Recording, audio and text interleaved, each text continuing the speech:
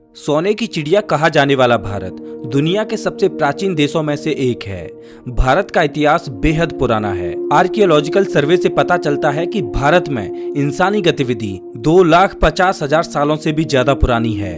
वैज्ञानिकों का मानना है कि इतने पुराने समय में होमो सेपियंस, जो कि हम खुद हैं, उनके अलावा 10 से 12 और इंसानी प्रजाति रहते थे जो आज के समय विलुप्त हो चुके हैं। अब दोस्तों, इतनी सारी इंसानी प्रजातियां आखिरकार क्यों विलुप्त हुई, ये हम किसी और वीडियो में जानेंगे। लेकिन इतने पुराने समय में ह्यूमन एक्टिविटीज के सबूत मिलना ये दर्शाता है कि भारत का इतिहास सच में ही काफी पुराना है। आर्कियोलॉजिकल एग्जीबिशंस में पत्थरों के औजारों सहित आदि मानवों द्वारा प्रयोग किए गए ऐसे औजार भी मिलते हैं जो इस ओर इशारा करते हैं कि भारत के रीजन में इंसान काफी पुराने समय से रह रहे हैं। जब बात पुरानी सभ्यताओं की होती है तो अक्सर इजिप्ट और मेसोपोटामिया की सभ्यताओं का जिक्र होता है। बेशक ये दोनों सभ्यताएं बेहद पुरानी और अपने समय में काफी विकसित थीं, लेकिन पश्चिमी देशों द्वारा भारत के प्राचीन इतिहास को अक्सर नजरअंदाज कर दिया जाता है, जबकि भारत में बसी सभ्यताएं भी इजिप्ट और मेसोपोटामिया की सभ्यताओं से कम नहीं थीं। ईसा के जन्म से 7,000 साल पूर्व मौजूद हड़प्पा या कहें सिंधु घाटी की सभ्यता, जो कि अपने दौर में दुनिया की सबसे विकसित और महान सभ्यताओं में से एक थी, वो भारत में ही थी। सिंधु घाटी की सभ्यता मेसोपोटामिया और इजिप्ट की सभ्यताओं से भी ज्यादा दूर तक फैली हुई थी और इन दोनों सभ्यताओं की जितनी ही विकसित थी। हिंदुइज्म, जैनिज्म, बुद्धिज्म और सिखिज्म जैसे धर्मों का जन्म हमारे देश भारत में ही हुआ। हमारे भारत ने दुनिया को क्या नहीं दिया। प्राचीन भारत में ऐसे कई आविष्कार हुए हैं जिनके बिना आज की दुनिया की कल्पना करना कठिन है। फ्लश टॉयलेट, ड्रेनेज व sewer systems, public pools, mathematics, veterinary science, plastic surgery, board games, yoga और मेडिटेशन जैसी चीजें व प्रैक्टिसेस भारत से ही शुरू होकर पूरी दुनिया तक पहुंची। इंडस वैली सिविलाइजेशन का इंफ्रास्ट्रक्चर और टाउन प्लानिंग इंसानी क्रिएटिविटी का एक बेमिसाल उदाहरण है। ये सिविलाइजेशन अपने समय से काफी आधुनिक थी। 1000 BC के समय इंडस वैली सिविलाइजेशन के लोग डिस्टिलेशन प्रोसेस के जरिए जिंक के ओर से जिंक एक्सट्रैक्ट करना जानते थे। इस धातु के प्रोडक्शन के कारण ही जिंक के बर्तनों का आविष्कार हुआ और समय के साथ उसमें इनोवेशंस होते चले गए। लगभग 4000 सालों तक भारत के लोग जिंक एक्सट्रैक्ट करने के तरीके को गुप्त रखने में सक्षम रहे। कहा जाता है कि पुराने समय में भारत जिंक प्रोड्यूस करने वाला इकलौता देश था। हालांकि माना जाता है कि आखिर में एक चाइनीज इंसान ने इसे चुरा लिया, जिसके बाद एक अंग्रेज ने उस चाइनीज व्यक्ति से भी चुरा लिया। इसके अलावा बटन्स और स्टेप वेल्स का आविष्कार भी इंडस वैली सिविलाइजेशन के लोगों ने ही किया था। इस सभ्यता के लोगों को लेंथ, वेट और समय को मापना आता था। नेविगेशन की कला भारत में आज से लगभग 6000 साल पहले डेवलप हुई थी और ये भी सबसे पहले इंडस वैली सिविलाइजेशन के लोगों द्वारा ही डेवलप की गई थी।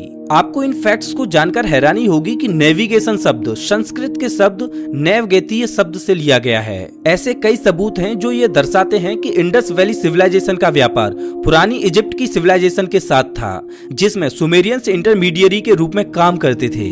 ऐसा कहा जाता है कि जब इंडस वैली सिविलाइजेशन अपने पीक पर थी, तब वहां दुनिया की 10% आबादी निवास करती थी।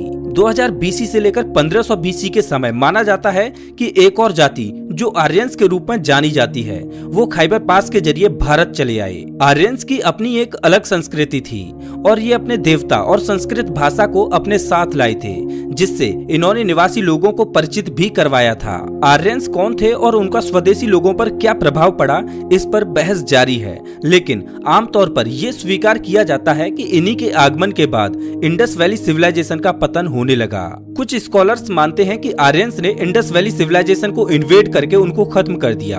हालांकि हाल फिलहाल में जो सबूत मिलते हैं वो इस बात को गलत साबित करते नजर आते हैं। कई स्कॉलर्स मानते हैं कि इंडस वैली सिविलाइजेशन का अंत क्लाइमेट चेंज के कारण हुआ था। कुछ एक्सपर्ट्स के अनुसार इंडस रिवर का सूखना जो 1900 BC से शुरू हो गया था, वही कारण था क्लाइमेट चेंज का। इसके उलट कुछ एक्सपर्ट्स ये राय रखते हैं कि एक भयंकर बाढ़ ने इंडस वैली सिविलाइजेशन को तबाह कर दिया। खैर, इंडस वैली सिविलाइजेशन के अंत का जो भी कारण रहा हो, जो पीरियड इस सभ्यता के अंत के बाद आया उसे वैदिक पीरियड कहा जाता है। दरअसल इस दौर की जानकारी हमें वेदों से मिलती है, इसीलिए इसे वैदिक दौर कहा जाता है। इसके अलावा क्योंकि आर्यंस इस सभ्यता के निर्माता थे, इसीलिए इसे आर्यन सिविलाइजेशन भी कहा जाता है। वैदिक सिविलाइजेशन इंडस वैली सिविलाइजेशन की तरह टाउन्स में नहीं रहती थी, ना ही तो वैदिक सिविलाइजेशन के समय किसी विकसित सभ्यता का वजूद था। वैदिक सिविलाइजेशन के लोग ग्रामीण जीवन व्यतीत करते थे। वैदिक सिविलाइजेशन के शुरुआती समय में कुछ खास विकास नहीं हुआ। इस सिविलाइजेशन के लोग खेतीबाड़ी और पशुपालन ही करते थे। वैदिक काल को ऋग वैदिक काल और उत्तर वैदिक काल में बांटा जाता है। आर्यंस धार्मिक थे और देवताओं को प्रसन्न करने के लिए ये यज्ञ विधि भी किया करते थे। वैदिक पीरियड में ही कास्ट सिस्टम का आगमन हुआ। समाज को 4 प्रकार के लोगों में बांट दिया गया। ब्राह्मण उन्हें कहा गया जो पंडित और स्कॉलर्स थे। क्षत्रिय वे कहलाए जो योद्धा थे, और इसके बाद वैश्य जो व्यापारी और किसान थे, और अंत में शूद्र जो मजदूरी का काम किया करते थे। सबसे निचली जाति थी दलित या कहें अछूत लोगों की, जो साफ सफाई का काम किया करती थी। हालांकि इतिहासकार इस बात पर सहमत नहीं हैं कि दलितों का वास इस समय में था या फिर नहीं। शुरुआत में ये कास्ट सिस्टम या कहें कि जातिवाद एक इंसान के कार्य पर निर्भर करता था। मतलब कि जो पढ़ाई किया करता था उसे ब्राह्मण का नाम दे दिया जाता, और जो व्यापार या कृषि के कामों को करता उसको वैश्य का नाम दे दिया जाता। लेकिन समय के साथ एक इंसान का ब्राह्मण, क्षत्रिय, वैश्य, शूद्र होना उसके जन्म के साथ तय होने लगा, और उसके बाद ये प्रथा आई कि कोई अपने धर्म या कहें कि जाति को नहीं बदल सकता, नहीं तो दूसरी जाति के लोगों के साथ शादी कर सकता है। जिस सनातन धर्म का पालन इस काल में किया जाता था, उस धर्म को इस काल से भी पुराना माना जाता था। हालांकि यही वो समय था जब लोगों ने एक सिस्टमाइज्ड तरीके से इस धर्म को अपनाना शुरू किया था। आज हम इसी सनातन धर्म को हिंदू धर्म के नाम से जानते हैं। दरअसल सिंधु नदी के सामने सनातन धर्म की जो लोग पूजा करते थे उन्हें सिंधुज कहा जाने लगा, और बाद में इन्हें हिंदूज कहा जाने लगा। वैसे तो सनातन धर्म को कई लोगों द्वारा एक पॉलीथियस्टिक रिलीजन यानी कि कई देवताओं वाला धर्म माना जाता है, लेकिन वास्तविकता में ये एक मोनोथियस्टिक रिलीजन है। यानी इस धर्म के अनुसार ईश्वर केवल एक ही है, जो कि खुद ब्रह्म है। खैर हम इसकी और गहराई में नहीं जाएंगे। बात करें अगर महाभारत युद्ध की, तो महाभारत असल में हुआ था या नहीं ये तो कहना मुश्किल है, लेकिन दुनिया भर के कल्चर्स में लगभग 3000 से 5000 साल पहले महाभारत जैसी ही एक घटना का वर्णन अलग अलग नामों से मिलता है। अब महाभारत जैसी वो घटना महाभारत थी या कुछ और, ये कहना तो मुश्किल है, लेकिन ये हैरानी की बात है कि अलग अलग नामों से एक ही घटना का जिक्र दुनिया भर के अलग अलग कल्चर्स में हमें मिलता है। आपको ये जानकर हैरानी होगी, लेकिन इंग्लिश शब्द गॉड का हिंदी या इंडिया की किसी अन्य भाषा में कोई ट्रांसलेशन है ही नहीं। गॉड ये जो शब्द है वो इंडिया के लिए एक कंफ्यूजिंग सा टर्म है, क्योंकि इंडिया में हम देव, भगवान और ईश्वर की बातें करते हैं, और गॉड का मतलब न तो देव होता है, न ही भगवान और न ही ईश्वर। अब हाँ, लोग गॉड और भगवान को एक ही समझते हैं, लेकिन ऐसा असल में है नहीं। वैमानिक शास्त्र एक पौराणिक किताब है जिसमें कुछ ऐसे मेथड्स मेंशन किए गए हैं जिससे दूसरे ग्रहों पर घट रही घटनाओं को देखा और सुना जा सकता है। इस किताब में ऐसे जहाजों का भी जिक्र मिलता है जिसके प्रयोग से धरती को छोड़ अंतरिक्ष में जाया जा सकता है। इसके अलावा जहाज को बनाने के लिए किस मटेरियल की जरूरत पड़ती है, जहाज में बैठे यात्रियों का क्या डाइट प्लान होना चाहिए, कौन सा ईंधन जहाज को चलाने के लिए प्रयोग किया जाता है, इन सभी चीजों की भी जानकारी इस किताब में हमें मिलती है। वैदिक काल में ऐसी एक नहीं बल्कि अनेकों किताबें मिलती हैं जिनमें तरह तरह की बातें लिखी हैं। इन कुछ किताबों में कितनी सच्चाई है ये कहना मुश्किल है। हालांकि चरक संहिता, सुश्रुत संहिता जैसी कुछ किताबें हैं जिनमें काफी कुछ ऐसा लिखा है जिसे विज्ञान भी आज मान्यता देता है। इन किताबों के बारे में हम आगे वीडियो में थोड़ा डिटेल में जानेंगे, लेकिन उससे पहले आइए वैदिक पीरियड के बाद के समय से जुड़ी कुछ चीजों को जान लेते हैं। 6th सेंचुरी बीसी में रिलीजियस रिफॉर्मर्स का आगमन होता है। वर्धमाना महावीर और सिद्धार्थ गौतम अपने अलग अलग आइडियाज और बिलीफ्स के साथ आते हैं। इन्हीं बिलीफ्स के आधार पर जैनिज्म और बुद्धिज्म दो अलग अलग धर्मों का निर्माण होता है। आप इन दोनों धर्मों से भली भांति परिचित होंगे। हालांकि कुल आबादी का एक छोटा सा हिस्सा ही इन धर्मों को अपनाता है, क्योंकि जैनिज्म और बुद्धिज्म आने के बाद भी ज्यादातर लोग सनातन या कहें कि हिंदू धर्म का ही पालन करते थे और आज भी करते हैं। इसी के दौरान कुछ शक्तिशाली राज्य स्थापित होते हैं। इन दोनों धर्मों की शुरुआत के साथ नए नए किंगडम्स और डायनेस्टीज की भी शुरुआत होती है। अर्बनाइजेशन होने लगता है। कभी भारत तो कभी दूसरे देशों के रूलर्स भी भारत पर रूल करते हैं और कुछ ऐसे ही अलग अलग किंगडम्स की शुरुआत होने लगी। इसी के साथ वैदिक पीरियड का भी अंत होता है।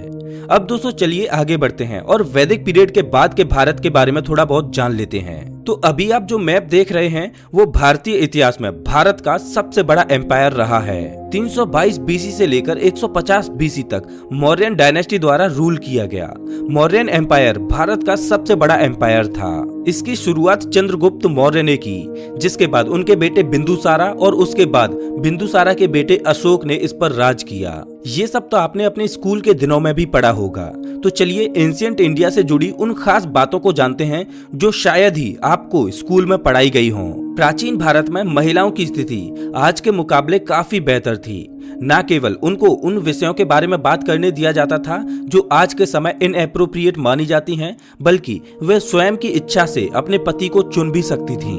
प्राचीन भारत में स्वयंवर एक ऐसी प्रैक्टिस होती थी जिसमें शादी लायक एक लड़की को अपनी पसंद से उसका पति चुनने दिया जाता था। इसके बाद एक पवित्र समय चुना जाता है और सारे रीति रिवाजों का पालन करते हुए शादी कर दी जाती है। ग्रीक फिलोसोफर्स और इतिहासकारों की माने तो एंशिएंट इंडिया में स्लेवरी एग्जिस्ट नहीं करती थी।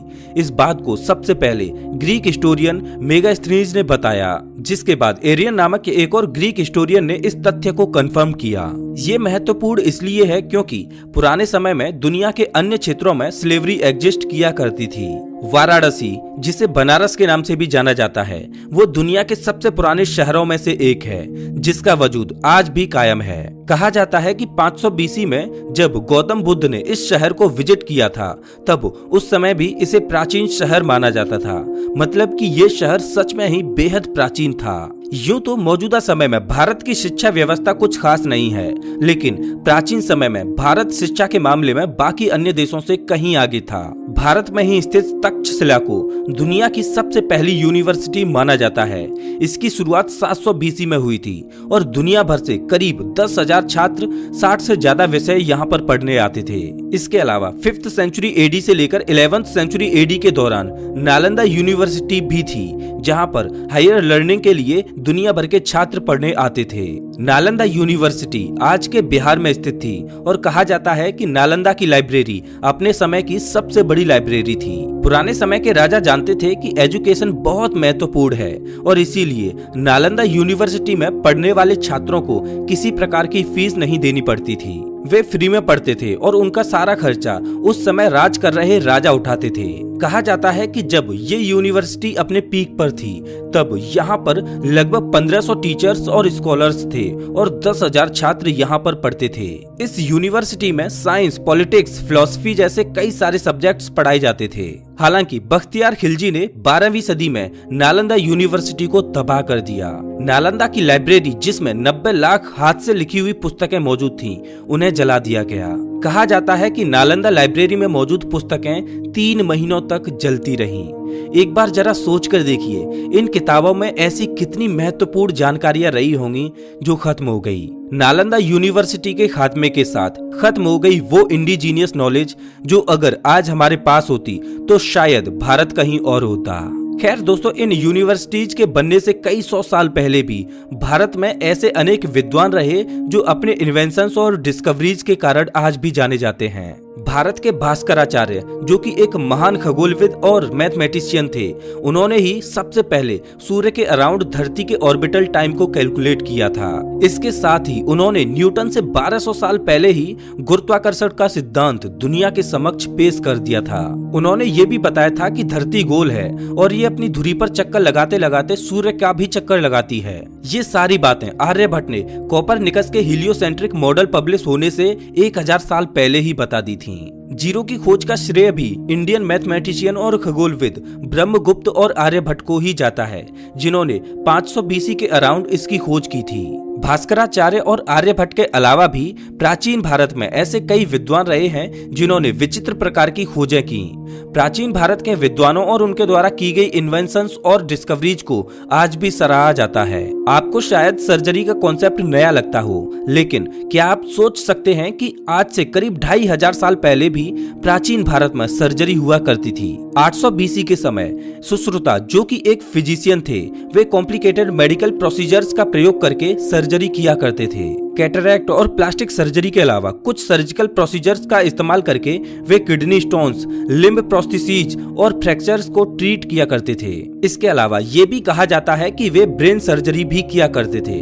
सुश्रुत संहिता उन्हीं के द्वारा लिखी गई पुस्तक है जो मेडिसिन और सर्जरी पर बेस्ड है। सुश्रुत संहिता में कुल 184 चैप्टर्स हैं, जिनमें हजारों बीमारियों के कारण उनके उपचार सहित कई मेडिसिनल प्लांट्स, हर्ब्स और तरह तरह की औषधियों का जिक्र मिलता है। इतिहासकारों द्वारा सुश्रुत संहिता को एक महत्वपूर्ण पुस्तक माना जाता है, क्योंकि आयुर्वेद, जो एक और ट्रेडिशनल मेडिकल सिस्टम है और जिसे इंडियन फिजिशियन चरक द्वारा डेवलप किया गया था, उसमें दी गई बहुत सी जानकारियां सुश्रुत संहिता से ही ली गई हैं। बात करें अगर आचार्य चरक द्वारा लिखी गई पुस्तक चरक संहिता की, तो ये भी अपने आप में ही एक अनोखी किताब थी जो सालों की कड़ी रिसर्च के बाद लिखी गई थी। आयुर्वेदिक सिस्टम का कॉन्सेप्ट चरक संहिता से ही आता है। चरक संहिता को कुल 8 भागों में बांटा गया है और इसमें 120 चैप्टर्स हैं। तो दोस्तों, ये थे प्राचीन भारत से जुड़े वो तथ्य जो आपको जरूर जानने चाहिए थे। यकीनन भारत का इतिहास बेहद सुनहरा रहा है। ये सुख और समृद्ध होने के साथ साथ ज्ञान का भंडार भी था और यही कारण था कि इसे सोने की चिड़िया कहा जाता था। खैर, मॉडर्न हिस्ट्री की बात करें तो भी अंग्रेजी हुकूमत से पहले तक भारत दुनिया के सबसे समृद्ध और अमीर देशों में से एक था। तो दोस्तों, क्या आपको मॉडर्न हिस्ट्री से रिलेटेड कोई वीडियो चाहिए? मुझे कमेंट करके जरूर बताएं। अगर आपको ये वीडियो अच्छा लगा हो तो इसे लाइक करें और ऐसे ही वीडियोज के लिए चैनल को सब्सक्राइब करें, साथ ही बेल आइकन दबाएं।